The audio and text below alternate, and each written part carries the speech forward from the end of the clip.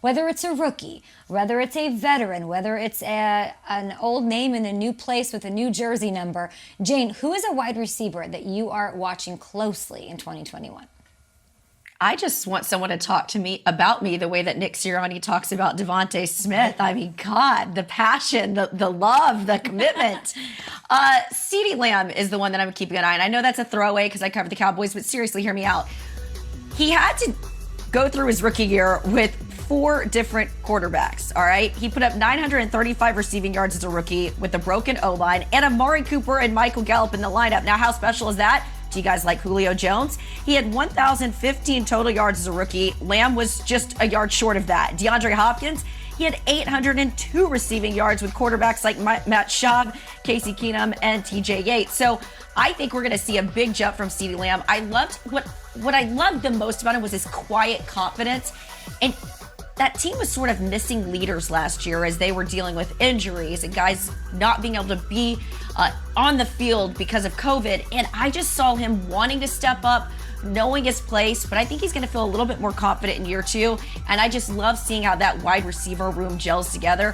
One thing that stood out to me when I talked to one of the Cowboys, they said that this is the quietest group of wide receivers that they've ever been around. And they said that in a good way. You typically anticipate guys like Michael Gallup, Amari Cooper, and CeeDee Lamb to be brash and bold, and we've certainly seen that in Dallas. Not the case with these guys. These guys truly want to see each other succeed, and they truly want to get better. But I think CeeDee Lamb is going to be really a player to watch next season.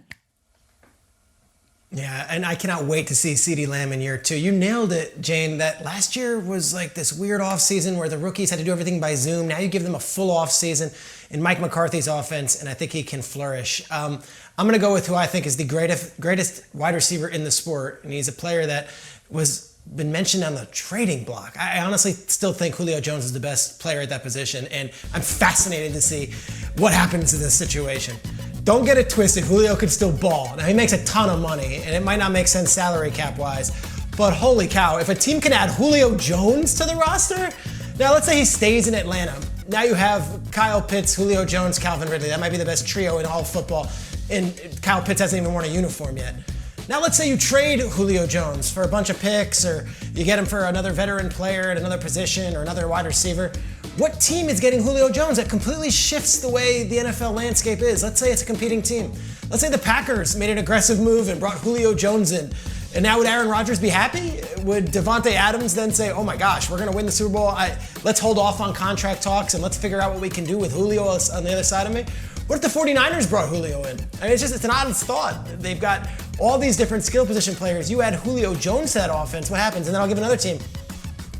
The most aggressive team over the last 5 years when it comes to acquiring veteran talent has been the Los Angeles Rams. What if the LA Rams were to say, we're not done. We've got Woods, we've got Kupp. Let's add Julio to the mix with Deshaun Jackson and Tutu Atwell, and let's go at it. I find where Julio ends up.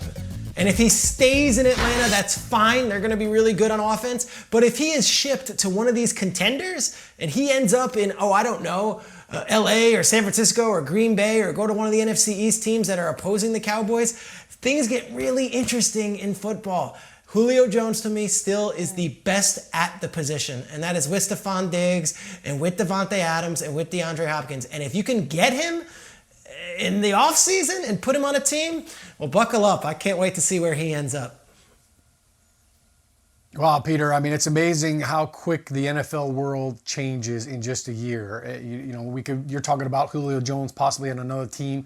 I go back to a year ago, this same time, we were talking about Julio Jones and Devontae Adams and DeAndre Hopkins and Michael Thomas as who's the best wide receiver in the game. Michael Thomas, this time last year, was coming off of a 149 catch season. He was the talk of the town. Nobody could guard Mike, right? AKA can't guard Mike. And yet here we are a year later, and I can't remember the last time I heard his name. I can't remember the last time anybody talked about Michael Thomas. He kind of fell off the radar. Yeah, he was hurt, missed 9 games with an ankle injury, got into a fight with a teammate. But even when he came back, look, the last 7 games of the season, he didn't even score a touchdown. So things kind of just went awry last year for a lot of people, and Michael Thomas included. So I'm going to be watching Michael Thomas. I can't wait to see him get back to form, but he's also going to have to do it without Drew Brees. So what is his production looking like? Can he and Jameis Winston have that same synergy? Can they have that same rhythm? Is he going to be able to get back to being physically the same receiver that we saw? Because those 149 catches from 2019 were 50 more than the second next receiver on that list. So true. No doubt about it, he was a ball hawk, and I can't wait to see Michael Thomas come back this year with a vengeance. It's so well said. What if this whole time that we're talking about the best wide receivers in the league, is it D-Hop, is it Devontae, is it whatever, what if it's Allen Robinson this entire time and we don't know it? I mean, he thrived with quarterback play somehow from Blake Bortles and the Trubiskys and the Foles of the world.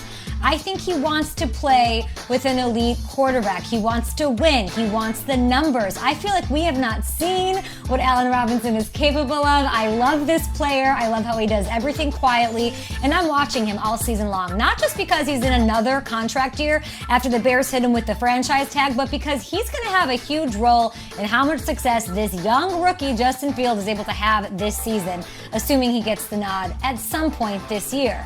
Don't ask Nagy about that. He's also going to be a huge factor in helping out Justin Fields, and Fields is going to be a big factor in how Allen's future plays out. I think it'll be up to the Bears and Allen to see what happens after this year. It'll just be fun to watch him. What if he's the best wide receiver in the league and we rarely put him in that same conversation, Triggs? Never had a quarterback, okay? And let's see if he now has that opportunity. And of course, he's on a franchise tag deal, which makes it even all the more interesting. If he goes nuts, he could be the most hotly pursued free agent wide receiver we've seen in recent years. So I'm fascinated for Allen Robinson's big season this year, especially if we get Justin Fields at quarterback. Yeah, and I think he's sort of depending on that connection with Justin Fields, because if that doesn't exist, then Allen probably won't re-up and he'll be out the door on the Bears side of things. So I'm looking at that connection between that rookie and the veteran wide receiver in Chicago whenever he gets to start. Not week one, Nagy, right?